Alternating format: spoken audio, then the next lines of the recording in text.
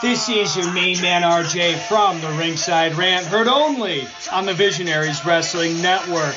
So go over and subscribe across all your major platforms, iTunes, Google Play, SoundCloud, and Stitcher to hear every great interview I have every Monday on the Visionaries Wrestling Network.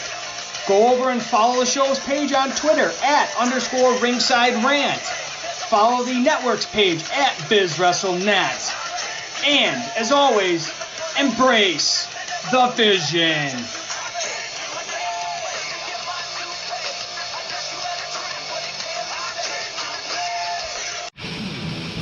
Hello, friends. This is Spencer Love, your host of Over the Top Rope on the Win Column Sports Network.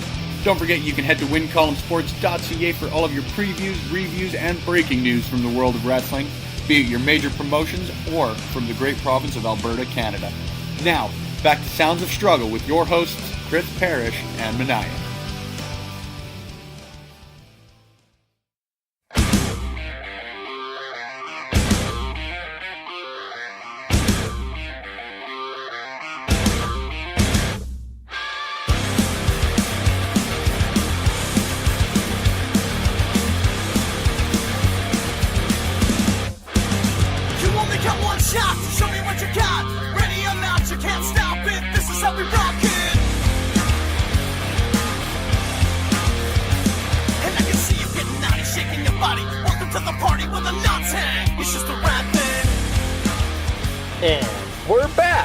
Episode 91 of the Sounds of Struggle.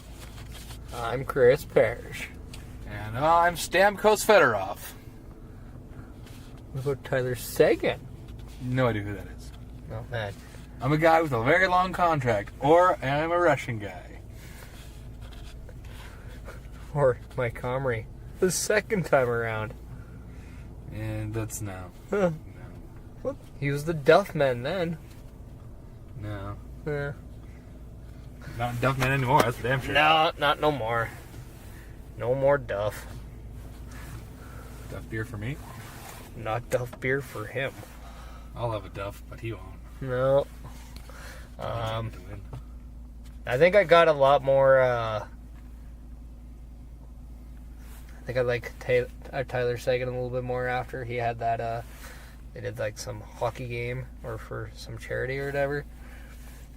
It was him and a couple other captains, and he purposely didn't pick like McDavid or whatever next because he gave like McDavid to like Nurse, who was a captain. So he took like Jordy Ben, not even Jordan, like not even the captain of the Stars, but his little brother. His team still won. He's like, yeah, so yeah, I'm sure I'm gonna hear chirps about not taking the best guy first overall, but it's like, can you do? Still won. Yeah, fair enough. I don't know. Yeah, it was pretty funny. Kind of threw it in their face. Yeah, there you go. So, it's funny. Anyway. Yeah.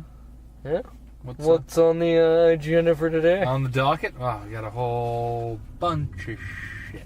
Where do you want to start? We got ball sports, not sexual. Oh. We have hockey, we have wrestling. That's a disappointing. It's really just a smorgasbord of awesomeness here. Well, that's already been done. Has it? Yeah. Was it on the recent episode of Edge and Christian's? Yeah.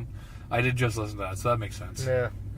Well, apologies for stealing it. It'll be a little bit of alright of Struggliciousness. Yeah, so let's talk about Jericho's debut, because that wasn't... No, that was also his last one. Yeah. We could also talk about... I don't know. Pick a podcast. Talk about it. No. Oh, Diamond Dallas Page is on the most recent one of Joe Rogan's podcast. Oh, yeah. Haven't listened to that yet, but I will. That should be interesting. It should be. I think now, so. out of between the two, who do you think smokes more pot?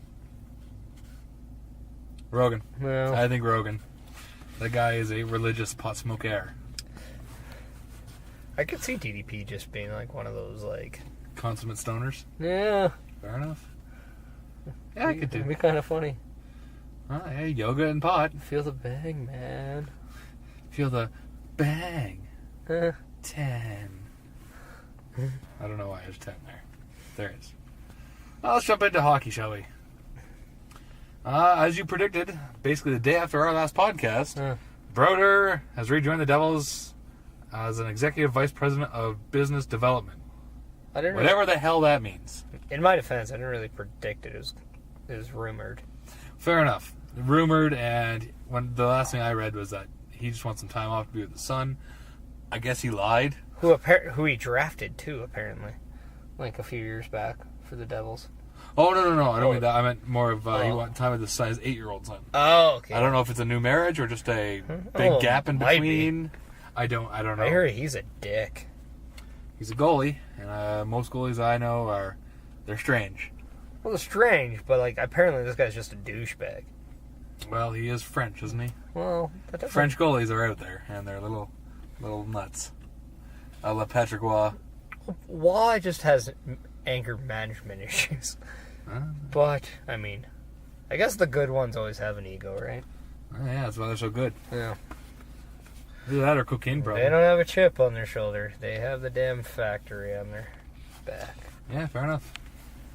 So yeah, that's a thing. And then a couple people re-signing. The Flames signed Noah Hannafin to a 6-year, $29.7 million deal. The Jets signed Wheeler to a 5-year, $41.25 million deal. This is 8.25 AAV. Yes.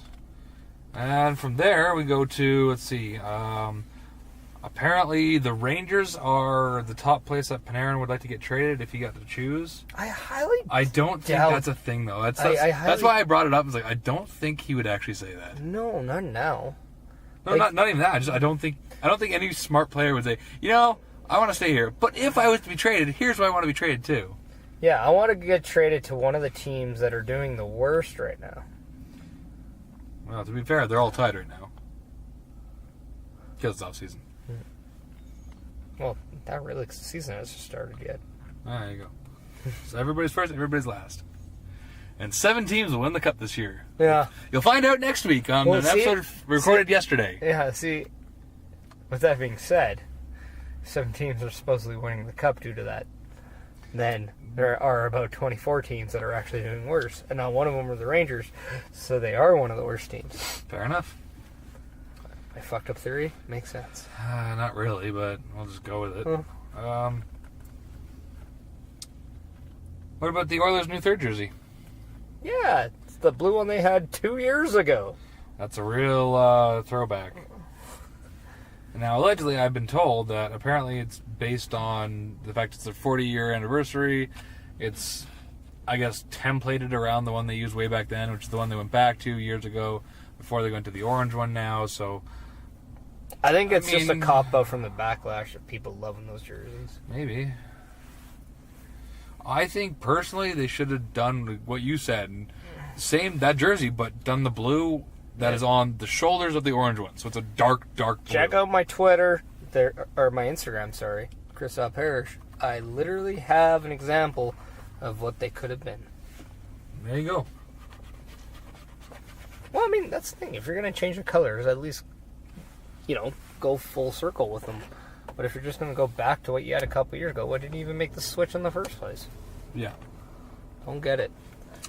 Neither do I. But I am happy that at least that jersey's back, because it's a nice one. Apparently they're only going to use it 4 times this year. Yeah. Which I think there's... Against all Smythe Division teams, apparently. Which would be Chicago, Calgary, Vancouver, maybe? Maybe. Yeah, I don't know who else. Maybe that's just those 3. Yeah. No, because there's all 4, so there should be one more. Well, St. Louis, probably. Perhaps. Yeah, I think St. Louis, Chicago, Calgary, and Vancouver. That would make sense. As you go to the next topic, I'll look it up. Sounds good. Connolly from the Washington Capitals is not interested in going to the White House should the Capitals be feted by the U.S. President Donald Trump. There's apparently a few people on the team. It's Connolly, there's DeMonte Smith-Pelly, there's a few that don't want to. Here's the thing, which I will get into later, which I'm sure we'll talk about, this whole boycott Nike thing that we found out about yesterday.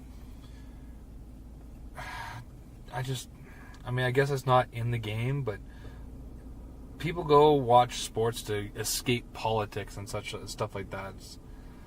Regardless of what you feel about the political stance of the President of the United States or whatever the case is, you shouldn't scoff at the idea of going to the White House. It should be an honor.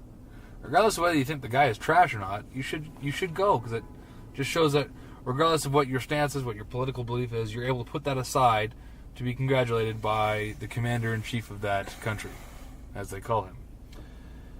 But again, people like to, use their platform and sometimes take it to the extreme and whatever. Do you have any thought on that? I just think it's hilarious now that everyone thinks that they're better than, the leader now. Yeah. It's like, oh, Donald Trump's president, or we can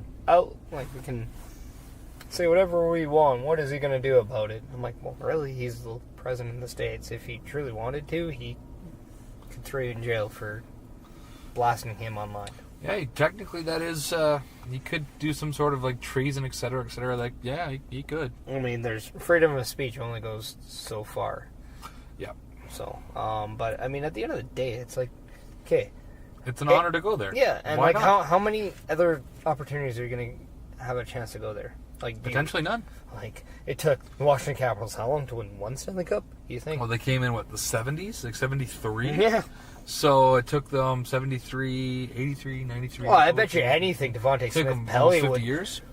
If they would have won the Cup a couple years ago, would have been so excited to go see Obama. Mm-hmm. I don't want to make this a race thing, but give me a break, It's you're putting too much political stuff in it. Just go. I don't even think this is political stuff. I think this is just flat out prejudice. I honestly think I can go either way on here. It's like people are prejudiced against Trump because of how he just the perception he has. He could be a prejudiced of the guy's personality. I guess, yeah. I'm just thinking the whole thing's based on what he does in the office, but whatever the case, that doesn't matter. We're not here to talk politics. We don't give a fuck about politics. It's just, especially American ones. If you're invited to the White House, regardless of who's in office, it should be an honor, and in my opinion, you should go regardless. But anyways, you have found your the Smythe division? So the games where the Oilers are going to wear those royal blue jerseys are Monday, November 29th versus the Los Angeles Kings. Oh, yes, the Kings. Sunday, December 9th versus the Calgary Flames. Yeah.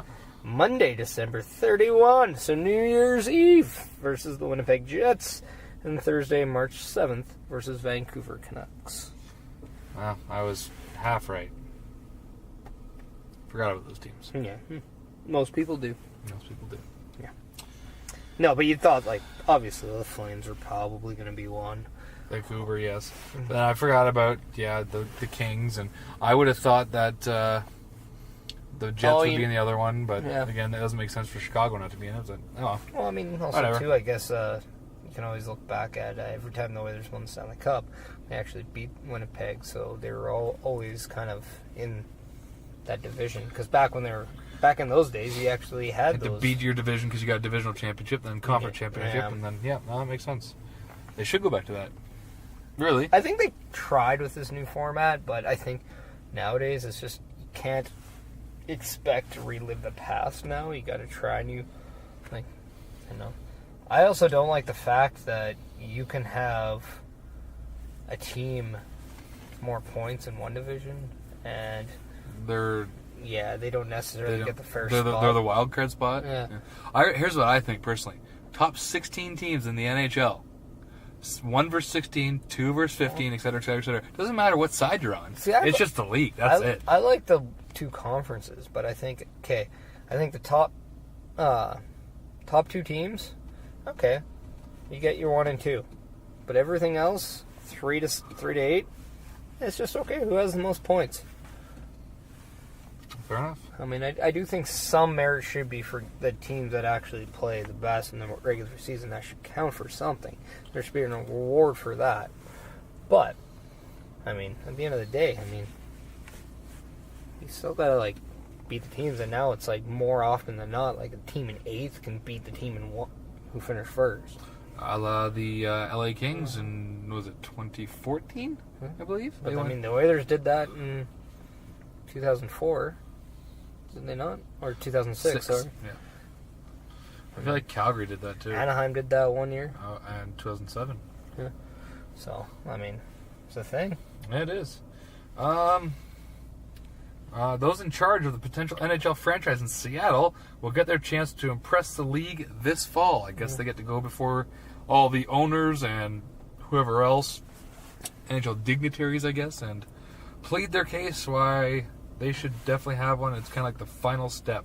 Here's what we got, here's what we're offering, and this is what we're going to do, etc., etc. I have a feeling at some point this season we're going to find out that there's going to be an expansion team in a couple of years in Seattle. Yeah, from what I hear, if they were to get one, it wouldn't be this year, but it'd be, I think, like 2 or 3 years after. I think 3 years would make sense because it would give the team to, again, we just went through an expansion. It would give them time to protect those who need to be protected. I wouldn't mind 3, because then we can actually put Lucic in that draft. Yeah. Get rid of that one. Yeah. Just make a trade. Here, you take Lucic. Yeah. We'll give you something else for it. And then the last thing I have for hockey is Vegas Nate Schmidt has been suspended without pay for 20 games of this season for violating the terms of the NHL NHLPA Performance Enhancing Substance Program. I heard they're going to fight that. Yeah, he's going to forfeit almost $500,000, but he and the team are actually agreed and they're coming together to fight it. And no, never mind. I don't have it. I thought I did. But it turns out that he had he brought in an expert, and this expert to the appeal thing said that he had 1/100th or something like that, something incredibly small of the dosage of what you'd need to actually gain any sort of like usage out of whatever the drug was in his system, and it's actually very natural, like an airborne substance that, like, if you're around it, you can inhale that much. And yet the NHL doesn't care, and they're suspending him for 20 games. That seems extreme. Don't get me wrong. I'm all for, hey, some guys, smoking crack, doing, horse tranquilizers, whatever. But, I mean, if it's literally just that little bit in the air and it doesn't affect that much and there's proof of that, should they really suspend him? Well, with that being said, that is also one side of the story. That is very true. So there has to be some due diligence in that. I think a lot of these policies are a little too excessive. I think in football it gets pretty stupid with the amount of people who get like a larger suspension for smoking marijuana than they do for taking a steroid. Yes. I think that's stupid. Yep. I think like doing something, just, like a head hit or whatnot can cause you a bigger fine. Or might be a smaller fine than, smoking a joint. Yes. And they're like, okay, I can understand why marijuana is against a policy. Just like I would actually totally put marijuana and alcohol in a similar, not the same, but similar state when it comes to sports. Okay. Because they can definitely alter things. But at the same time, marijuana at least has some medicinal reasons to why it's not as bad as a lot of other ones. Yes. I'm not going to get into it because A, I don't know it, and B, I don't care. And C, I don't do it. So, fair enough. But I know that what is it? The THC is like the stuff that actually gets you high. Yeah, it makes you trip balls or whatever. And then there's another thing out in marijuana that is actually good for you. It's an acronym, 3 letters. Yeah. CMD, something. Whatever it is. Whatever. That's what the medical people, people with medical license that they use THC free. It makes them, just helps with pain, alleviates whatever. So, yeah, it helps a lot of people, including people close to me. I will not divulge, but there are some within the extended Meniac family that actually have to use it medically. So I'm all for it medically. Absolutely. Do you have anything else for hockey before we move on? I'm just kind of looking, because I know the whole third jersey thing is kind of big this year because, people are allowed to have one. Oh, yeah, fair enough. Just kind of looking at information here, because we do have Anaheim, Arizona, Carolina, Edmonton, New Jersey, Philadelphia, and St. Louis now officially in with their jerseys. Winnipeg is unveiling theirs possibly within the next few weeks. Yep. I want to say the 14th. Yep. The 23rd, Tampa Bay is set to unveil one. Perfect.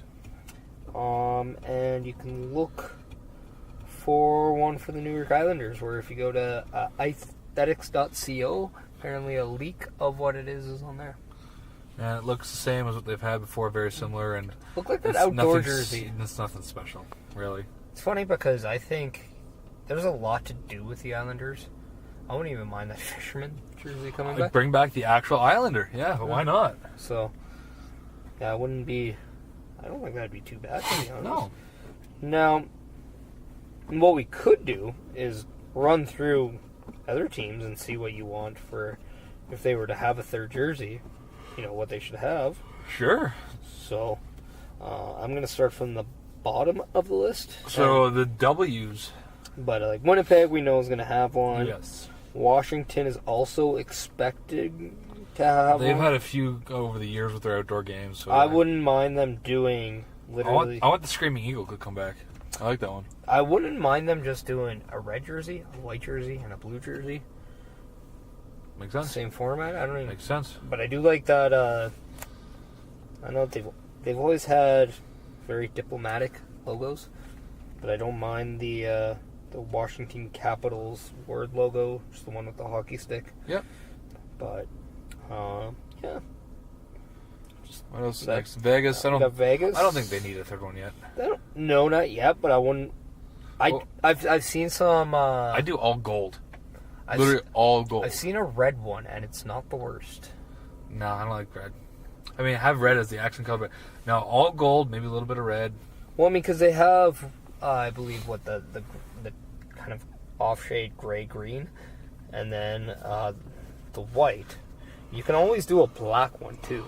Yeah. But nobody has a gold. Solid gold. You're Vegas. Go big.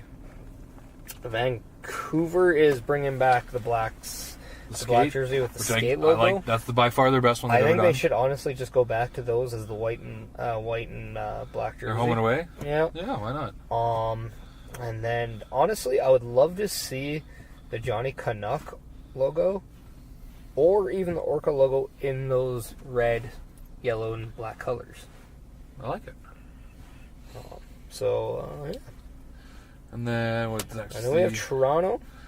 They have so many. They're all very similar, but I mean, it's one thing I hate on the Leafs because I don't really like the organization, et cetera, et cetera. Them and Vancouver are my two least favorite teams. But I've never hated on the Leafs jerseys. They've always had really nice ones. There's a couple, when they started doing the Reebok, they had very bland jerseys. I mean, I'm not a big fan of teams where they don't have that bottom stripe, and it's just one color, and they have stripes on the arms but nowhere else. It just seems to me that they just forgot to finish the design. Yeah, I don't mind it. I mean, that's one thing. If you want to do that, bring back the Leaf one that they used to use, say the early 2000s, where it was that old school looking Leaf, kind of like what they have now, with the blue shoulders that go almost all the way down. I like those. What's next there after the Leafs? After the Leafs? Well, I mean, we have the Lightning, who's expected to have one. They're going to have one, yeah. St. Louis has one. Sharks are... On here it says possibly confirmed. I think that's a cop-out, to be honest. Yeah. It's either they have one or they don't. So yeah. I'm going to assume this sounds like they have one. And they're saying sounds like a new design is planned for 2018-19. Cool. I honestly think they should go back to a modern version of the jersey they had when they first started. Why not? With the teal and the gray and the white. Yeah, why not? And I think you do a teal jersey, you do a white one, and maybe do a black version of that. Because what do they have now? Do they have green, or is it it's a greenish, right? Yeah, the teal. I mean, that's kind of the logo they have. We have Pittsburgh. They've got a ton to choose. You know what? I would be totally okay with the one in the 90s when they won the 2 cups. Go back to that one. It's it's the penguin, but it's it doesn't really look fully like a penguin. It's almost like a triangle. I like that one. Go back to that. Or go back to the one that literally just says Pittsburgh down. Well, I mean, they have the black and the white version now. They also had a yellow version of it. Yep. Didn't mind that one at all. Yeah. They have a ton they can choose from. But they are expected to have another one this year. Philadelphia unveiled one. Go back Ottawa. to the black, yeah. Honestly, what I would do with Ottawa is go back to the 93 version? I would literally just have a red jersey, a black jersey, and a white jersey. And when they had those jerseys that were similar to the Blackhawks outdoor one, yep, and they had the O logo on there, I really didn't mind that. But I would like to see a red, a black, and a white jersey, and then you just flip those three colors. Fair enough. But if you go to aesthetics.co, they have some pretty good logos on there. So I'll still say go back to the 93 logo and just go with even a cream color for that. That'd be sweet. Yeah. Then you have the Rangers. Go back to the 99 version where it has the Statue of Liberty head on it. I like that one. That color and everything about that jersey. It's one of my more favorite ones in the NHL. I also wouldn't mind a red jersey from them too. Yeah, red one. The Islanders are they already have one. The Devils have one. Predators. Go back to the blue and silver. I like those. Really, also just because they have the yellow and they have the white, I wouldn't mind just a blue version too. With some silver. Yeah. I wouldn't mind if they actually kind of took away the yellow and went silver instead. So it's just white and silver? And the blue. Oh, and the blue. Yeah. You have the Canadians. They have a ton. An absolute ton. Go Montreal Maroons. You could do a blue version. That really would get a blue people. Version? That would fuck with people. Yeah. Oh, I mean, blue is a... The ones that they did in the outdoor game, was it a couple years ago, where it was all white? Yeah. That one was awesome. I like that. It's also weird because it's Montreal. They never have 3 jerseys, really. No, never. Same with Toronto. Same with Chicago. The only time they have is for outdoor games. Well, Toronto always has new jerseys. Yeah. Well, same with Chicago, but they're always for outdoor games. Minnesota. Bring back the North Stars. Literally the same colors and everything. Just put the new logo that they have now on it. I would bring back the colors in the North Stars. Exactly. Bring back all the colors, like the entire jersey. But I would literally have like a Minnesota Wild type logo. Yeah, well, I'm saying, dude, the entire jersey as if it was the North Stars. Take out the N for the North Star and put an M for Minnesota. Or flip it to a W. That would work too.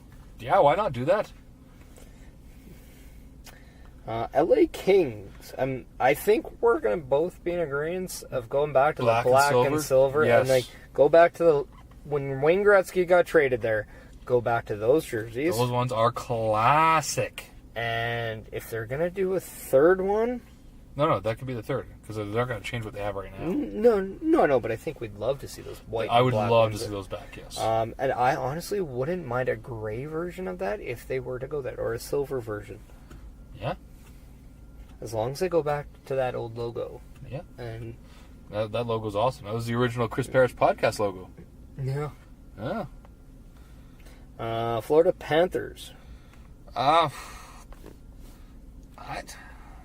go a blue version of what they have.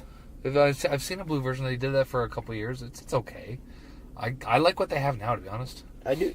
But keep like a red, the red stripe in the middle, like the white one. Just change the white to blue. That's what I would do. But I'd also just change the blue to red and add a little bit more gold. And that's about it. Yeah. Oilers have done theirs. Detroit. They've had a couple good ones for outdoor games, but they're a team I honestly don't think needs a third jersey. You know what I do? I really don't. The outdoor game when they had the... is it the diagonal with the D, or is it the one? Yeah? That's one I would do. Do one of those, yeah, why not? Just change that logo a little bit. With Dallas... Go back to the old, the black one with green, it has the jersey itself as a star. I love those ones. I think I would definitely do a black version of what they have. I mean... Now, the jersey that they won the cup with in 99-2000, in 99. That was one where they kind of have the great. star as a shape of... it's the one where, Hull scored the winner. Those ones are great. Yeah. Columbus, who... They've unveiled theirs, haven't they? It's like the Cannon one again? They haven't unveiled it, but they're expected to go back to it. Yeah, I have nothing really bad to say about.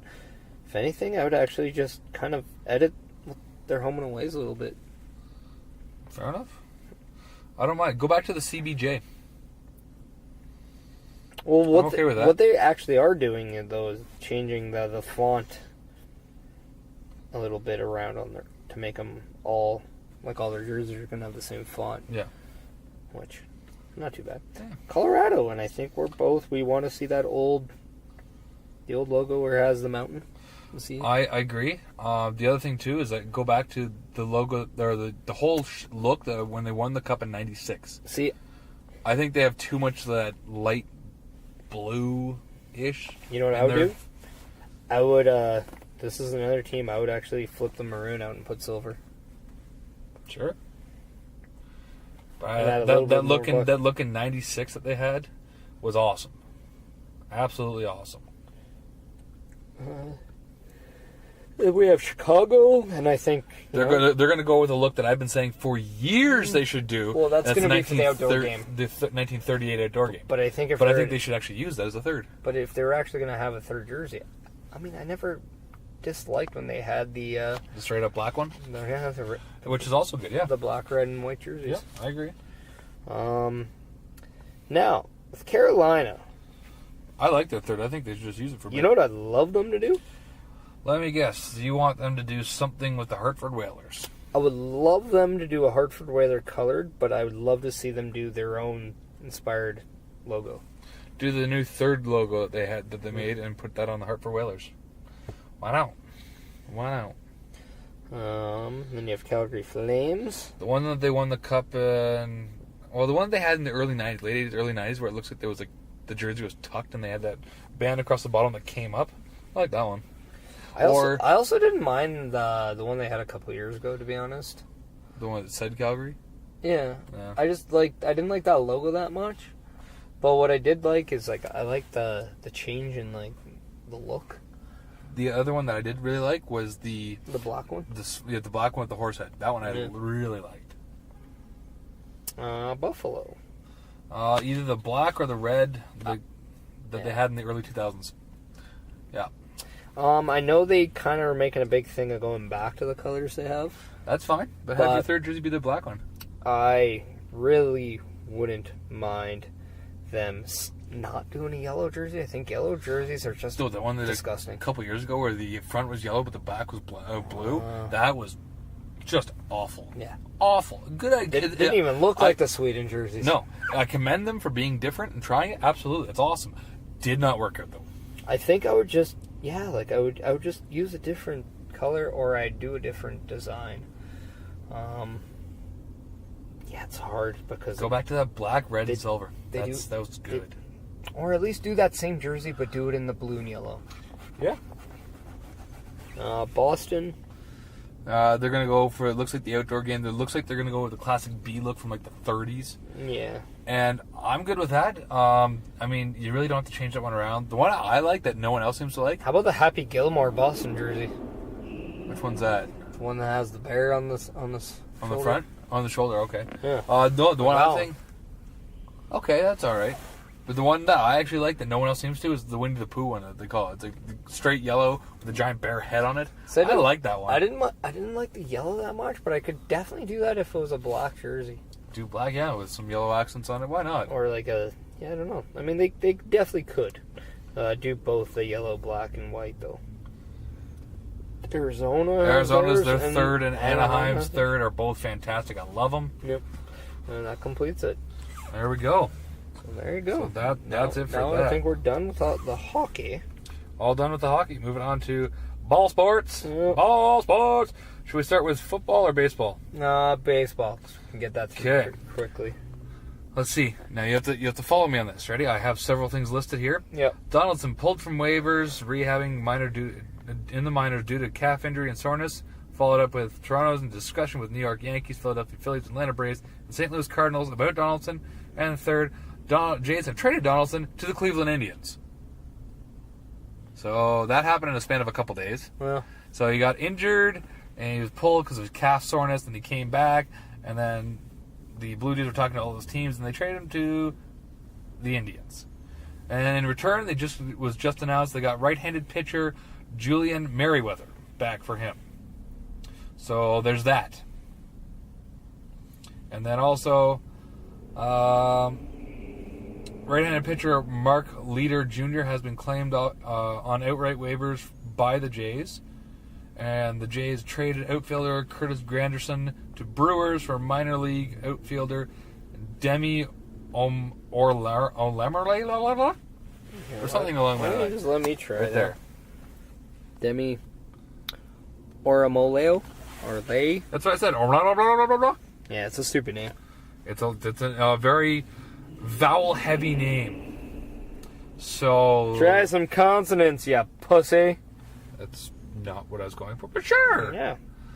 So that's pretty much all we have.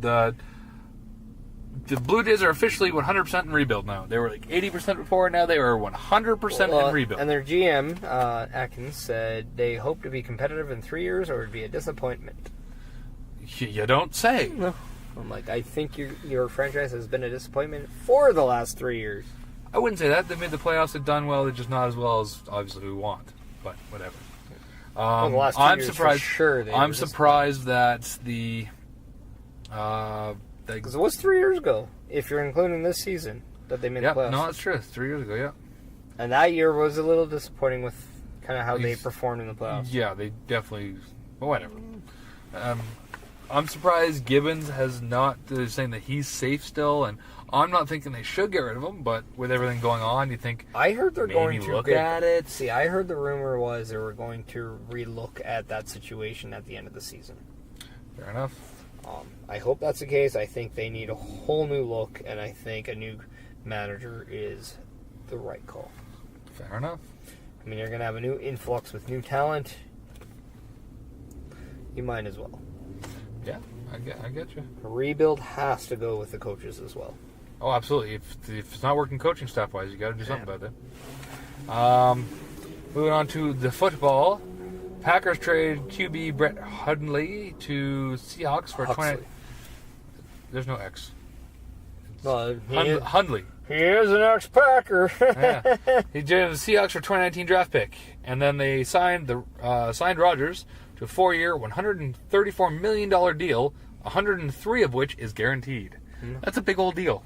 Well, it's okay, but Khalil Mack, on the other hand, got traded from the Raiders to the Browns for 2 first-round picks, and then signed a $141 million contract. Just to do that, eh? Yeah. The other thing I didn't say was Rodgers' contract extension could be worth up to $180 million in total. Yeah, with performance bonuses. Exactly. Yeah. So that's a whole lot of money going out to Rodgers there. And the last thing I have for football in the NFL is Kaepernick has actually apparently been sponsored by Nike this entire time. And they waited for the 30th anniversary of the Just Do It campaign so that they can release him as the face of the 30th anniversary about, about sacrificing sometimes. You have to sacrifice everything. I can't remember how it's worded, but I think, you know what, good for Nike. I think this is great that they're standing behind someone like this. Oh, I got a... And there's so much hatred. And here's my thing on it. You don't like Nike? Fine. You think it's because he disrespects the flag and your veterans, which is not even close to the case. Fine. You're entitled to your own stupid opinion that you're wrong about, because America. But instead of burning all your Nike gear, do exactly what some people in the sports world and sports entertainment world, including Titus O'Neil, have done. They have set up donation boxes where you can just drop off all your Nike stuff, and they give them out to the homeless, the needy, the veterans that can't afford. So instead of complaining and bitching that he's just not helping your veterans and he's pissing on the flag that they fought for, why don't you help a veteran? Give them all your stuff that you don't want to wear because you hate Nike now. That's my 2 cents. What do I know? I don't know shit. I'm going to continue with the hate theme here. Absolutely. And this is being a new report, but City of Oakland, planning to sue the Raiders franchise over the Vegas move, along are planning on suing the NFL as well. Over on what charges exactly? So Oakland is planning to sue the Raiders and NFL. It's an antitrust lawsuit against the Raiders and the NFL over the franchise's impending move to Las Vegas. The lawsuit is expected to be filed before the Raiders season opener, and will seek around $500 million in damages. I'm just kind of reading. It doesn't say much more than that, but yeah, an antitrust lawsuit. Interesting. The Raiders have indicted to the Oakland County Coliseum that they will withdraw from negotiations about extending their lease, leaving them without a home until they're ready to move to Vegas. So basically, they'll have no home field. Yeah. Wow. City of Oakland's playing dirty pool. I kind of like it. That's if it's filed. The Raiders are currently on a year-to-year lease with the Coliseum. Construction's on the building in Sin City. It's expected to take at least one more season, if not two, before the team can move in. Very interesting. Yeah. Very interesting. I don't really know exactly what the city of Oakland has to stand on on all this, but I mean, if they can make a compelling argument, I could see it. I mean, I guess that makes sense. I don't know. What do I know though? I mean, what are your thoughts? Do you think that the Oakland should stay, or do you think they should go to Vegas? Oh, I think all Oakland teams are, in bad need of financial upgrades with a lot of their facilities. I also think it's a joke of a baseball stadium that they have. In county, it's also a joke of an NFL stadium that they have. Do you think that's why they're moving from Oakland for the NFL? I think there's a lot of issues. I think financially, yes, it's not a feasible city. I also think Oakland over the last year, sorry, not even a year, but the off season, they're turning into one of the biggest joke franchises in the NFL. How? They rather sign a head coach to a $100 million 10-year deal than their best pass rusher and trade him away for 2 first-round picks, who is now going to absolutely upgrade a Chicago Bears defense. And instead of paying that guy the money to get better, they trade him away, and they're continuing a rebuild mode that they always seem to be in. I see. They never ever seem to plan or pay out and invest into winning now. And then when you kind of look at this franchise, they have one of the strongest fan bases, and they're not giving anything to it. You're really sliding into Cleveland Brown territory when you have a devoted fan base and you're giving them bad franchises after bad franchises after bad franchises. Yeah, I mean, if you're an Oakland Raider fan, you should be pissed about the NFL moving your team to Las Vegas. Fair enough. I don't have a comment on it because I don't really care. Well, I do have a comment on it. If you have any Nike gear you want to get rid of, you can contact me on all the social medias. I will take your Nike gear. Well, also you look at a team like Jacksonville Jaguars, and they actually took the time to sign all these guys out of free agency to help their team get better, and then now they actually made the playoffs, and they had one of the best defenses in the league. So now they actually upgraded their chances of success. And they were one game away from going into the AFC final. So, if they can do it, why couldn't Oakland do it? Because Oakland's too busy having movies about Black Panther get released. Mm-hmm. Sure. That's my that's just the thing. Oakland doesn't ever seem to make that full attempt to get better now. And it's really questionable when you sign a guy for 10 years and give him $100 million, and he hasn't coached in about 10 years. You're giving him that much money, but you won't give it to your star defensive player? Yeah, that's pretty bad. That's not a good message to give to your fan base. Yeah. Yep. Well, let's see what else we got. And just this Thursday, we see the beginning of the NFL season. There we go. As the Atlanta Falcons face the Philadelphia Eagles in a game I hope ends in a tie. 0-0? I don't care what kind of tie. Actually, I do. I want Nick Foles because I have him in a keeper draft that I inherited. I want him to do well. And I want Elliott because I have him in another draft where I actually drafted that team. So I want him to get a lot of points as a kicker too. So a lot of 50-yard field goals, maybe a couple 60s. That'd be nice. That'd be good. Yeah. That'd be really good. I don't know what any of that means, but Well, I mean, sure. Okay, for a field goal, you pretty much get, a point for the field goal. But then if he makes a 40-yarder, you get 4 plus that. So if you made a 60-yarder, you would get like 7 points for that field goal. Okay, fair enough. So yeah. And then in some leagues, they actually go a convert is 1 point, and a field goal is more than 1.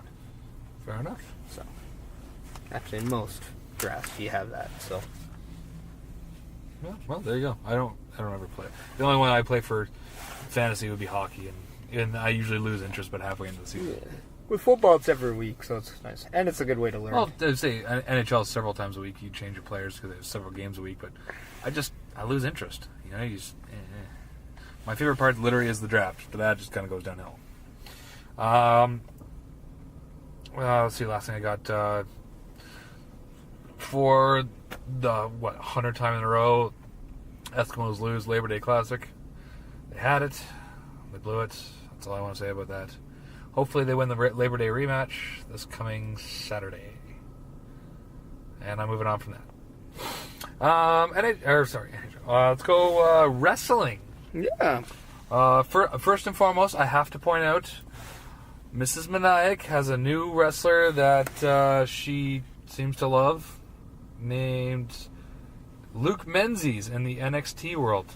Because apparently Menzies is another word for menopause or for your period. And she wants to know who the hell picked that name. And she couldn't stop laughing, and to be honest, it is kind of a terrible name. Well, but hey, you know. sometimes that guy kind of does, because you do get to pick your names. They have like a list of names, and then, But Menzies? Ooh, that's a brutal name. Well, it is a legit last name, though. It's a brutal name, though, I know. man. I'm not saying it's a good name. I'm just saying it's a legit name. Yeah, I guess. Now we get into the thing I want to talk about. We touched briefly on next week, aka yesterday. I love how we're talking in the so past. Weird. We're talking about the future, which was done yesterday. So yeah, because this one's coming out this week, we're recording on Tuesday, September 4th. Yesterday, September 3rd, we also did next week's episode with Lumberjack Larry. Because I have a wedding next weekend, which tune into next week's episode as I reveal where the wedding is, should you want to crash it. Yeah. Stay tuned. But wedding crashing episode. Yeah, and you too. Yeah. The land is called Crashers. Well, So, all in results, they managed to draw in 11,263 people. So good for them. And also, I'm going to throw out, the first time in a long time, Meniac MD Award of Excellence goes to Cody and the Young Bucks for putting on a phenomenal show. Yeah, you know... I have not been... You know who shouldn't get it? Is Okada and Skrull, because they almost screwed it up. Yeah, they went over time on that one. Like 12 minutes. That's brutal going over time. That is pretty bad. I haven't gone back to see that match again yet, but I really it wasn't a bad match. No, it was a good match. It just, went too long, and the main event was cut short, which we know a lot about. Yeah. Yeah. Not the case on my last show, though. No. I guess probably because I wasn't there. Mm-hmm. But here's anyway. So, I'm actually gonna say this. It's the first show that Dorito Dean wasn't on. Well, there we go. And we had time in the main event. So I'm just gonna point out the irony on that one. Still love you, Dorito. Diener the wiener. But it's your damn fault. Diener the wiener. Wiener Diener. So, I'm assuming you got the chance to watch the whole thing? I haven't watched the whole thing. I've watched a lot of parts of it. Fair enough. Let us go then to I'm looking it up right now. I think the whole thing started on WGN America. They did the 0 Hour, which was started with a tag match between SCU. SCU! Started with members Kazarian and Scorpio Sky versus the Briscoe brothers. Yeah. And you called this one. I did call this one the SCU. No, I thought I said the Briscoe brothers retained. I said the Briscoes. Oh, okay. You said SCU. So I chose SCU just because, well, it is what it is, and they ended up having a really good match, and they ended up SoCal Uncensored ended up winning, and I guess now they actually have a match for the tag championships at Death Before Dishonor at the end of this month, so that's cool. It's a good match, enjoyed the hell of it. After that was the 19-person over the budget battle royal, which we called. Yeah. Holy shit, did we call this? And the battle royal itself, a lot of fun. There's a little guy in there. I can't remember what his name is. He's from the New York area. Now, I never knew Billy Gunn's son wrestled up until this show. Is that actually his son, though? Actually his son. Because I was like, they were making wrestle. I wasn't sure if that was just a guy. He looked a lot like his dad and sold a lot like his dad. Yes. Yeah. Austin Gunn. Yeah, he does have all the little kisses on his backside of his gear, and so he did well. Cole Cabana, huge ruckus, a round of applause for him. Now, Jordan Grace actually was quite impressed with. Anybody who actually thought CM Punk was going to be in this show needed to realize Cole Cabana and him are in a legal lawsuit. Yes. Not going to happen, people. Yes, and you know what was really nice, which we talked about yesterday, a.k.a. next week, yeah, was they didn't do CM Punk chants. No. That was nice. It was a nice change of pace. Because every time there's a fucking pay-per-view in Chicago for WWE. But with that being said, probably the reason is at least CM Punk was getting chants at WWE, who he worked for and walked out of. Yeah. With guys like the Bullet Club, Young Bucks, Cody, All In, Ring of Honor, and stuff like that, there's a little bit more respect to those guys. Fair enough. Because they didn't do anything bad to Punk, whereas the WWE, the fans feel slighted that the company treated them poorly, hence why he walked out. Fair enough. Anyways, as we called it, Flip Gordon was actually under a mask the whole time, and he revealed himself and ended up winning the over-the-budget Battle Royal, last eliminating Bully Ray. It was a lot of fun. There was a lot of stuff going on. A lot of people I didn't realize were on the show in this match. It was fantastic. So then we get to the opening match on the pay-per-view. It was Matt Cross versus Maxwell Jacob Friedman, or MJF, who looks so much like Colt Cabana. Holy shit. I think they've done it before. They actually talked about it on Colt Cabana's podcast, where they're saying that MJF is his son. Oh my god, looks just like him. And I love that character. Absolutely love that character. He's fantastic. He's a cocky douche, and he's like a talented Nate Nixon. Yeah, that's an oxymoron. Right? But anyways, Matt Cross ended up picking up the win, and it was a very good match. Enjoyed it. And then the second match on the card.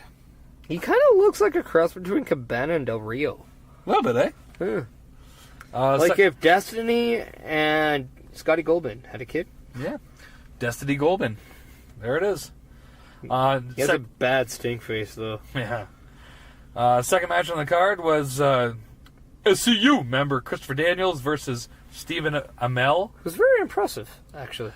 Besides the fact, there's a little thing, and I know he doesn't know this, the whole selling down part. Yeah.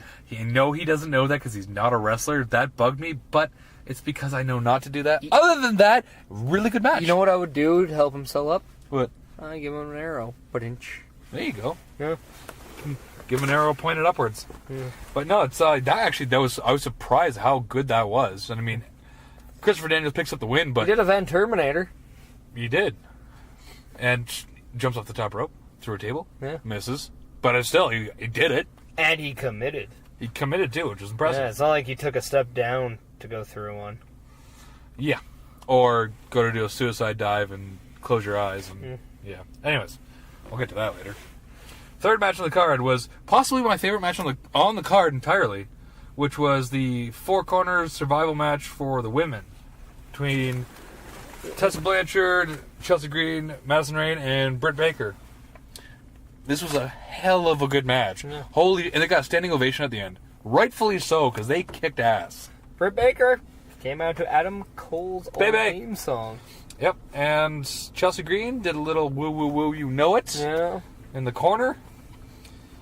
Tessa Blanchard, actually, she also came up with Magnum TA and Tully Blanchard. That was kind of cool. There's a ton of people. Also, forgot to mention at the beginning of the show, Road Warrior Animal was there, and later on in the show, you end up seeing The father of former New Orleans Saint John Laurinaitis. There you go. Anyways, Tessa Blanchard ended up picking up the win on this one. Hell of a good match. I actually wasn't sure who was going to win. I think I picked Chelsea Green on this one, but either way, I was just. The I match think I itself picked was- Tessa Blanchard. I think you did, yes, which was Yeah. it was such a good match. Oh no! You picked Tessa. I picked Chelsea. Oh, okay, I got it right. Cool. Okay, so who's it in? It's Chelsea, Tessa. Baker, Tessa, and who? Madison Rayne, which I think we both agreed. Yeah, we definitely said no to Madison Rayne. Which I found out that she was in like the last couple weeks span. She was on the Mae Young Classic. Impact. She did Impact for a title match, and then did this, and signed her kid up for the first day of school. I don't remember because I know impressive. one of us said Blanchard. Maybe I think I might have. Yeah. I think it's because if you picked Chelsea, then I picked Tessa. It was one of the two. It was one of that. Whoever Either way, picked, between us, we called. yes, Yeah. So that's all that matters. That's why we're a Exactly. tag team. exactly. And then the next match. This is the only real shocking part that I was just surprised by. That the next match was where it was, and it was Cody Rhodes versus Nick Aldis for the NWA World Heavyweight Championship. I thought this was going to main event. I really we did. also both thought this was too anticlimactic for Cody to win, but sure enough, it was set up for Cody to win. In the middle of the card, yeah, and he won, and this was probably my other favorite match in the card. This match was back-to-back women's, and this one were fucking phenomenal. And it was a good, pure wrestling match. It was very old school. Yeah. Very reminiscent of old school with new school moves. It was awesome. And Cody was flanked coming to the ring by Brandy Rhodes, Diamond Dallas Page, Glacier, Tommy Dreamer, and his puppy. Yeah. I loved it. I loved seeing Pharaoh there. He has a cute dog. That dog is gorgeous. Yeah. And so is Brandy. Especially wearing all that sequin stuff. Yes, she was. Cody, you did well. Very well. Very well on the dog and Let's just say, when dog it and comes lady to front. life, you went all in, and you kicked ass. Yeah. And then Nick Aldis was flanked by Jeff Jarrett, Samuel Shaw, Sean Davari, and Tim Storm.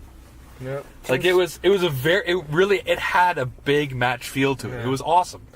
Well, I'm gonna say this: Nick Aldis, I think I would love to see in the NXT realm, but at the same time, I think he is a phenomenal talent, Oh yeah. and I don't understand why he gets flaked as Mickie James' husband when he is probably one of the best heavyweight talents out of Britain today.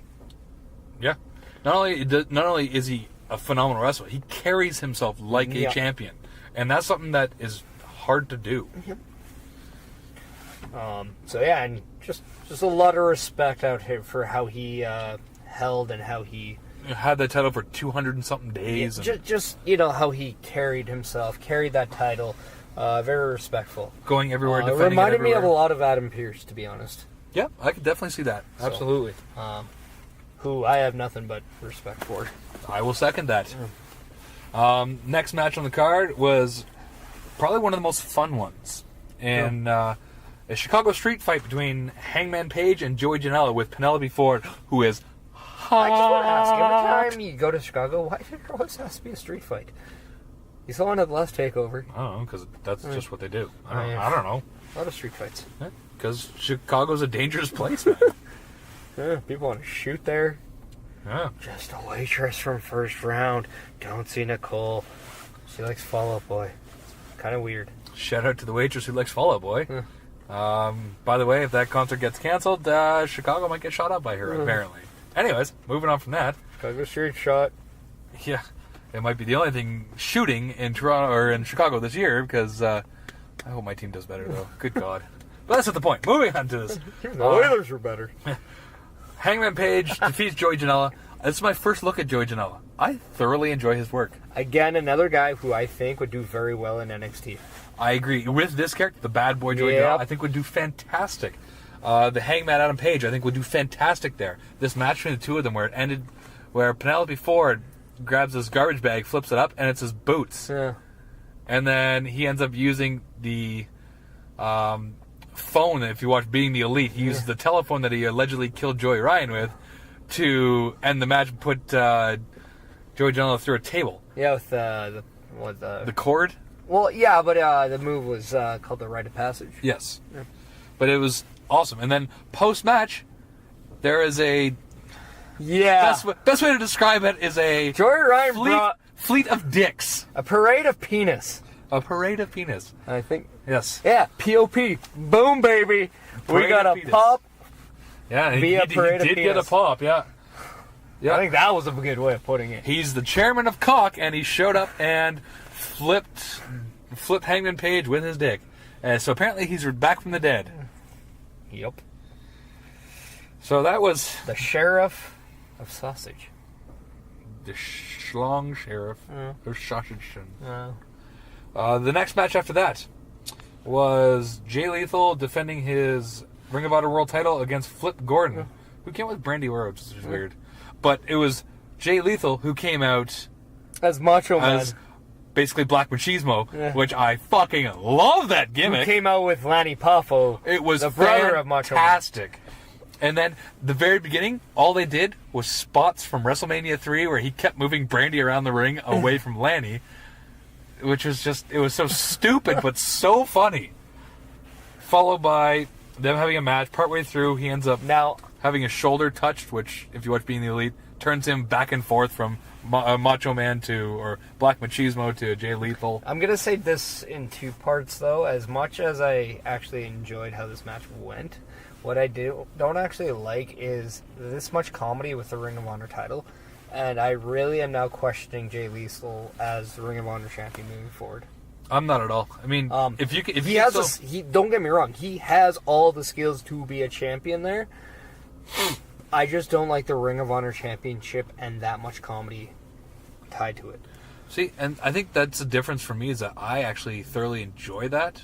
Plus, I know if it's an actual Ring of Honor show, he wouldn't do that. This is just a one-off show it's connected but not, so it's like you can have fun with it. Yeah. I think that was the purpose of All In, and I think what they did was absolutely fantastic. Well, I mean, it was definitely Being the Elite heavy. I mean, absolutely. A lot of things came together in that show. A ton of storylines from Being the Elite were literally closed at the show. Yeah, so.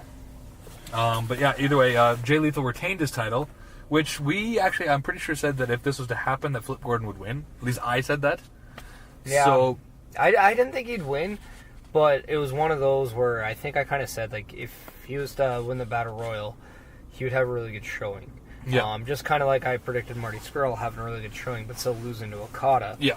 I honestly think this is just another way for Flip Gordon to eventually be inducted into the Bullet Club and Being the Elite. Fair enough. Officially. Fair enough. And then the next match was Kenny Omega versus Penta El Zero M, which I didn't think this match would be as good as it was. I mean, I thought it'd be good, but the dynamic between the two of them was fantastic. Yeah. I thoroughly enjoyed this match. This was a dream match, too, for a lot of people. That is very true. And it was a match that they didn't think would actually happen, and then because of All In, it did. And we saw a gigantic angle come out of it. Which was Lights Go Dark after Kenny Omega defeats Penta El Zero M. No. And then Lights go dark for a bit, come back on, he's still celebrating. Penta El Zero's on the ground. And then he gets up, starts beating the hell out of him. Only it turns out to be Chris Jericho. Yeah, who's dressed in exactly the same gear. Yes. Which was actually quite impressive. Because even from a body stature, they were very close. Yes. The only thing that you noticed were the tattoos. I was going to say, this is twofold. This was the only thing that was spoiled, because I had to watch it Sunday, not Saturday. So this was the only thing spoiled for me, is that I saw him there, which I really wish I didn't. But even if I hadn't seen that, as soon as you get up, you realize he only has tattoos on one arm. And those are Jericho's tattoos, because they're fairly Noticeable. Fairly noticeable. Well, and then he starts doing. Somehow I don't think Pentagon has a Canadian flag tattoo. No, or Like Eddie hockey. from Iron Maiden. But then you see him starting to do his clothesline. I'm like, those are Jericho clotheslines. Yeah. And Mrs. Meniac picked up and like, those look like Jericho's.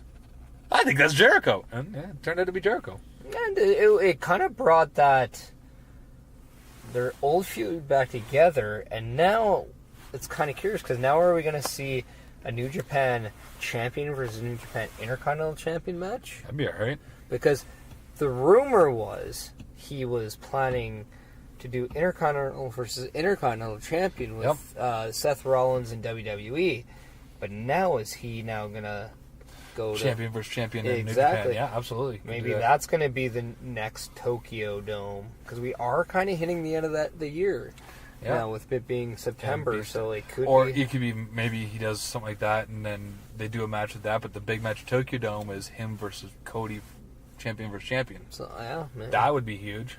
So yeah, I mean, I think it's safe to say now Chris Jericho is not a WWE guy moving forward. I think there's a chance he might go back there, but I think he is okay doing shows outside of this.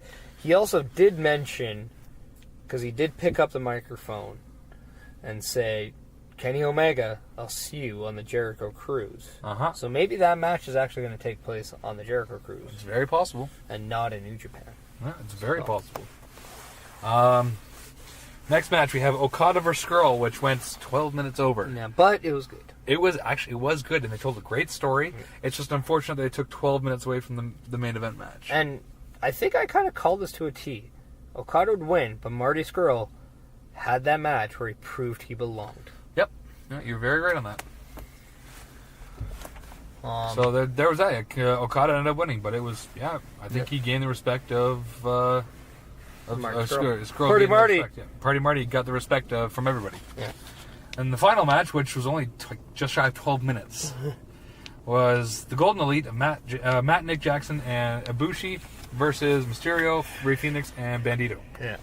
And I found out Bandito's only been wrestling for like 2 years. No. He's fantastic. Mm-hmm. But that match was super high-paced, super fast, all over the place. And it ended when, I believe it was Nick and Matt Jackson hit their, Dave Meltzer driver on, I believe, Rey Fenix? Yeah. But that whole thing was, it was good. It was very weird how it just abruptly kind of ended, and then boom, it went black. Like, I guess it's over. And then you find out it's because the Okada-Skrull match went 12 minutes. Also, apparently, with the aftermath of the Pentagon Omega with the Jericho thing, apparently that went a little overtime as well. Yeah. So there's about maybe, give or take, 20 minutes? I would say 15, 20 minutes that you have. A good 15 that they could have added on, making that like a 25-minute match. Well, at least 10 minutes, and then the rest was to say thank you and then goodbye. Yeah, which there is a thing on YouTube you can actually look up where they do still do a thank you and stuff. People start chanting. I almost guarantee you that'll be on Being the Elite as well. Oh, probably, yeah. And they start doing the chanting and whatnot for a All In 2, and they're like, maybe. We'll see what we'll happens. see. And there's a ton. I can't believe the amount of hatred from those hardcore WWE fans of, you did 10,000, that's great, but WWE does 30 all the time, 28, blah, blah, blah, blah, and all they're responding is, noted. Nah. That I honestly, I want them to go to, like, Madison Square Garden. I want them to sell that out. I want them to go to somewhere like that. Where they're rumored if they were going to do All In 2s already looking at? They want to go Staples? west, and they're looking LA, possibly LA. If they could do the Staples Center, that'd be fantastic. Mm-hmm. If they could sell that out, that I think would shut a lot of people up, which I'm confident they could. Yeah. I'm confident they could sell out this one. I just didn't think they'd do it in half an hour. Yeah. Now, because they did that, I am absolutely confident the next one will sell out too. Now, here's the thing. If you do All In 2, how much do you think more people are going to get on board with this show? And do you think there is a chance there is a working relationship between these guys and WWE? I think they might be more open to it, or either that, or they'll try to crush them. Literally, it's going to be one of the two, one or the other. So, yeah, it'll be interesting to see. Also, I think if there's an All In 2, that might screw up any plans for people thinking certain guys from being the elite could be heading to WWE. Now, here's the one thing that we talked about yesterday. I don't even know if it was on the podcast or not, but I think it'd be hilarious that Kenny Omega, or say Chris Jericho goes back Rumble this coming year. He comes to the end of the Rumble. Kenny Omega shows up, does a literal one-off Rumble appearance, and goes back to New Japan. I think that would be hilarious. Now, there's twofold to why I don't think that would happen. It's because WWE would basically demand a long-term contract. It's not so much that. I think if they're going to put that much money in them, they want him to do more than just a one-off. Yeah. Plus, if you're going to get Kenny Omega the Rumble, you're getting Kenny Omega for WrestleMania too. Oh, absolutely. You see that. I think what would be completely groundbreaking if New Japan and Ring of Honor do a show in Madison Square Garden. Which they're apparently planning Why to. not try WrestleMania at the Tokyo Dome? Yeah, that would shut them up. I mean, you can only have 35,000 people in there. That's not their usual, 100 million. But that's not the point. Then have a super show there. Absolutely. Do something like that. Yep. On a side note, thanks to the geniuses over at Kayfabe News, apparently there's going to go back to Saudi Arabia soon and have the greatest All In. Yeah. I think that's hilarious. That was funny. And the last thing I have for All In, there was a producer that was noticeably absent apparently backstage. That was Joey Mercury. He was on his way to All In Saturday morning. He got arrested. I guess he was pulled over and they checked his name against the database and he was wanted for outstanding charges in Florida. So he's arrested, and last I saw, I think it was yesterday, he was still in Cook County Prison or whatever it is on $2,500 bail, and I'm not sure what that's all about, but I guess we'll find out in time. Oh, I'm sure it'll be a lot of not a big story as we finish it. Yeah, I'm surprised he's not with WWE. Like, when did he get let go? I don't know. Like, they usually wish them well and stuff. I didn't hear anything about that. Maybe that's why. Maybe he got let go because of these outstanding issues. Yeah, that's possible. Maybe that's why they're outstanding, because he doesn't have that ticket from WWE to pay him. Fair enough. I was actually going to say something else. Also, yeah, Jim Johnson was apparently at All In.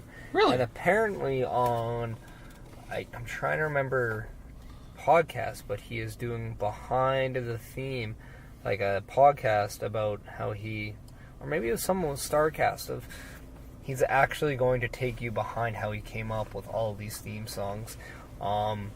I think it's awesome. And I think, too, like, that's kind of cool because he was kind of the unsung hero of the Attitude Era. Oh, yeah. He is the creator of some of the best theme songs that you've known Most to love iconic, noticeable. Yeah. through wrestling. I mean, he did Steve Austin's, he did The Rock's, he did Undertaker's, Jericho's. Chris Jericho, Vince McMahon. He did Kurt Angle, which, by the way, we're watching, Mrs. Meniac and I were watching... Not Kurt Angle's actual theme song, it was The Patriot. It was The Patriot originally, and it's really weird to hear it for somebody else first. Well, it's actually funny because what CM Punk's first theme was actually used by Randy Orton once. Literally for one show. Yeah. And then Randy Orton said, I hate this, give me a real song that I like. Yeah. And then, he got voices. Which, by the way, I think what's his name, CM Punk, I think that suited him better than what he used. Granted, I know he likes Cult of Personality better, but that This Fire Burns by his... Well, I mean, he also did like his punk music. I mean, he did come out to AFI in his indie days. Yeah. Cult of Personality, I think, just suited a character that he liked better. Yeah. Especially a main event type guy. So, yeah. But yeah. Let's see. What do we have from this past week on Raw? We have new tag champs, which I don't We'll understand. talk about that next week. Yeah, and then we also, which we didn't hear about, Drake Maverick is now the new manager of AOP. Yeah. And I think I actually enjoy. I did like my idea I had earlier, where if he's going to be no longer the GM of 205 Live, Tyson Kidd. I think it's a great selection. Yeah. If you're going to do that. Absolutely. I think that's a good replacement. I think he would do really well down there. Really help him out. Get him back on screen, get him something to do besides just doing the backstage producing and being an agent and whatnot. Which apparently loves, because he did an interview with Chris Van Vliet saying he just absolutely loves this because he just gets to like work with guys with matches. Perfect. So that's good. I only have a couple things left. Big Cass admits he deserves to get fired. I had actually this whole thing about, like, he talks about how he deserves it, et cetera, et cetera. And I've decided right now I don't care. He even said, he's like, if it was me, I'd fire me too. Yeah, I made a lot of mistakes. That's the big in point. a short amount of time, and he's like, and I lost the trust of a lot of people. Yeah, and that's the big thing. And it's like, you know what? As long as he understands it, He owned up to it, and you know what? I actually do, out of hearing that podcast he had with Booker T, hearing Enzo's with Steve Austin. Now, I don't know much more other than that, but I now have a different opinion on how I view those guys. I don't really care too much about them as talents, but at least I have a little bit more respect with the way they handled the situation. Yeah, fair enough. And how it handled. It's not going to their heads. Yeah. Well, maybe Enzo a little bit. Yeah. But, Also, the Mixed Match Challenge was announced today that it's coming back. yeah. And we have returning champions Miz and Asuka. We have Team Little Big of Strowman and Bliss. Now, does part of you kind of don't like the fact that Candice and Gargano aren't in it? No, because they're not on the main roster. I understand. I agree, but I understand, so I'm not really upset about it, because if they're on the main roster, absolutely. We have this time AJ and Charlotte being a tag together. Yeah. Sasha and Bobby Lashley.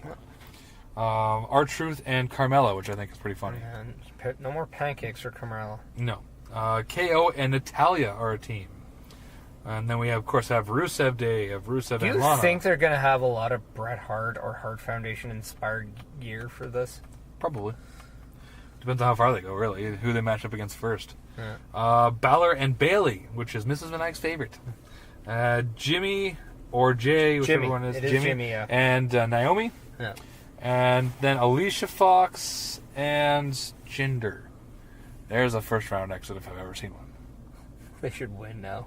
Right? So they're bringing that back. Hopefully we get to maybe watch it on, I don't know if we can watch it when they do it on Facebook, if that's fixed up here yet. If not, I guess we'll have to watch it like the following week, even though we know what happens. I'm sort of surprised they don't put this on the network. Yeah, right? I mean, I guess they do, but they always put like a week later on the network. I guess they also want to get their Facebook subscribers up and all that stuff. So makes sense. And that Facebook watch thing, they want to get it going. So I get it. The last thing I have is Mae Young Classic is coming back, and I have the list of the people here. And based out of this, have you seen who all's in it? I know exactly who's in the final. Who's in the final? Spoiler. Wait. You know the final, like, as in, like, you've seen who's in the final? I seen who's in the final of this tournament. Okay, well then, don't tell me. Yeah. I'm gonna, based on who That's why I kind of... Fair enough. I appreciate you saying spoilers, so thank you. That's why I kind of hesitated a bit. I was like, My prediction is I think Caitlyn goes to the final. So, that's just my... I honestly think if the crowd hates her, I would literally put her to the final. Yeah? That's exactly what I would do, because I think there was a time and place for the Eva Marie thing. I like the fact that she pisses a lot of people off. It's Vicky Guerrero-esque on its easy heat. Yeah. And then if you can let her prove herself, it's like... And Caitlyn does have a little bit more talent than Eva Marie. Yeah. But, I mean... The one person I'm going to look forward to is Nicole Matthews. I've met her a few times, so I've actually done a few shows with her. I have very well deserved. Never met her, but I've heard of her. I also think from the opposite side, I think Io Shira. I think it's going to be her versus Caitlyn in the finals, to be honest. That's just...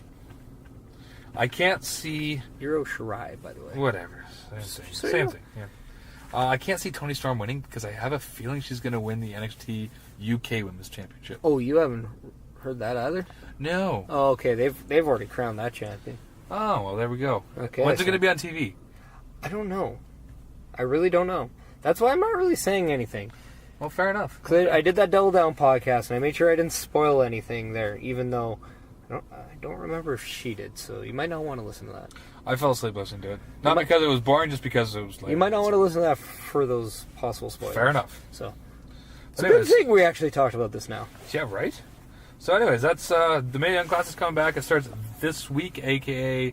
tomorrow, but for people listening to this, yesterday. So I'm excited it's back. It'll be good. And we won't talk about it next week that we filmed yesterday. No, we won't. It'll be 2 weeks we'll be able to talk about what's happened so far. Yeah. We'll see how many I end up getting right. Because I have a list, I have it written down here of who got it. See if I can do better than last year. Last year I think I got Well, who will you have? Let's actually put this on audio recording.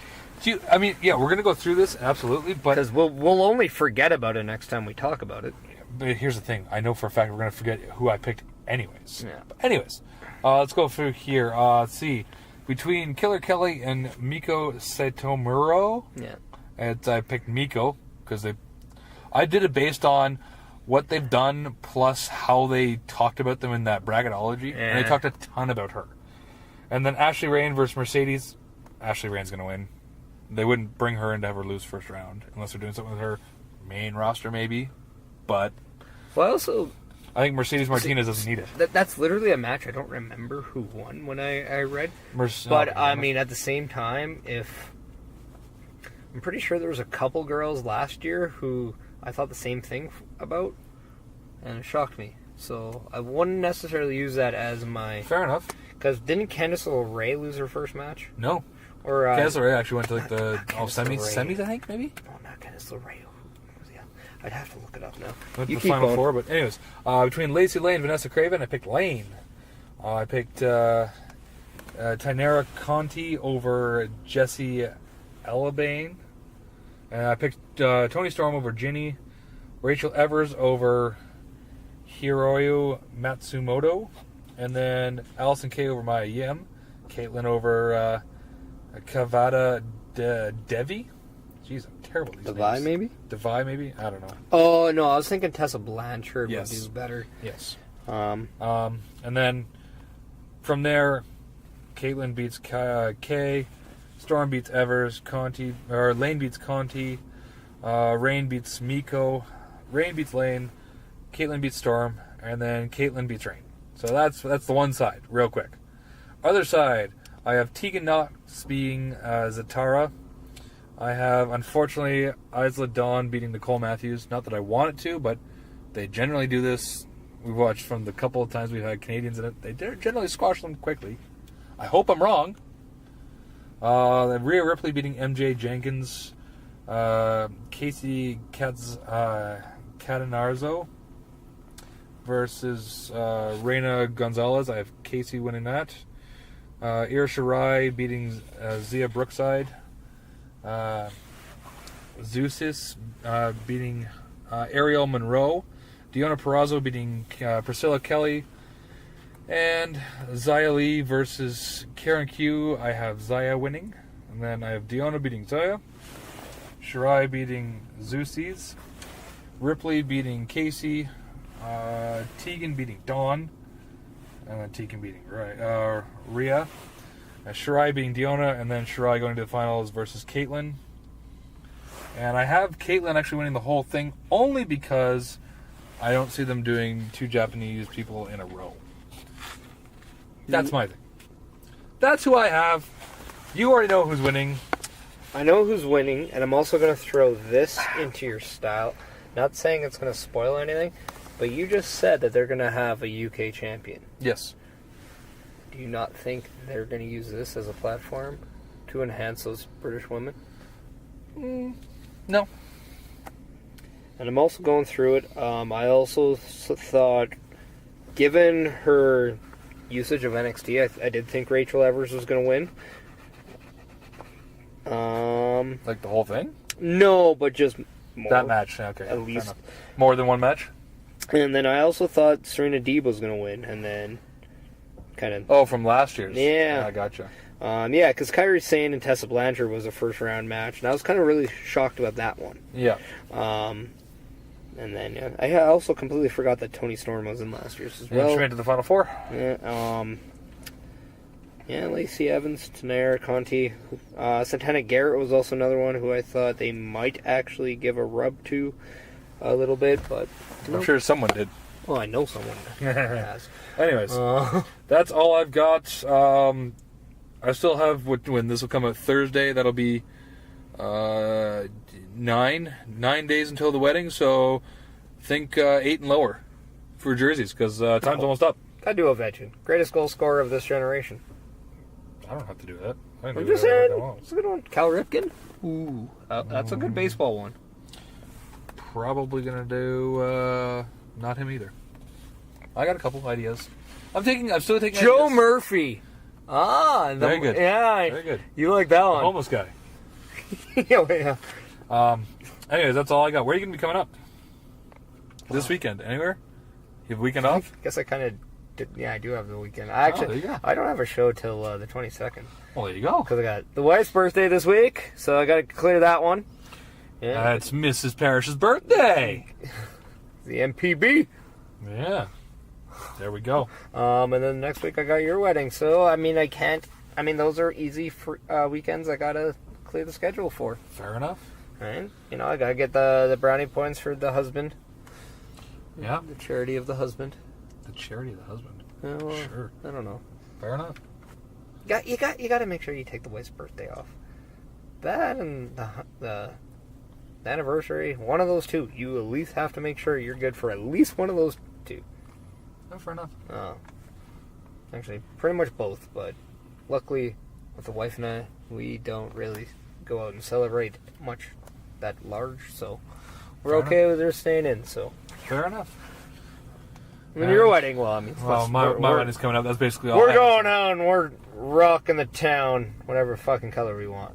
Every color. Yeah. Rainbow colors. Uh-huh. So that's all we got for... Favorite color is the rainbow. Yeah. Yes, it is. So that's all we got for this week. Roy Gabiv. Roy G. Biv. Hey, very good. Random reference. Random high school math or... But still serves more of a purpose than Alicia Fox Jr. Mahal. Wow. And on that note, we derailed this right off. So check all the advertising below in the comment section there. And, listen to us. Go to webmaneuver.net, powerslam.tv, backbreakermedia.peppershare.com. Get all of our stuff. Watch all of our stuff. Live all of our stuff. Be all of our stuff. And if you're going to accidentally look up porn, make sure it's not at work or at schools. Solid words to live by. Just, Yeah, fair enough. so, that said, I am Chris Perish. I am Meniac. And we are Tag Struggle. We are the 9 days away at this point. Well, man, that's real. That's spectacular because we're going to get drunk. Yeah. And it's a little bit of alright. Indeed it is.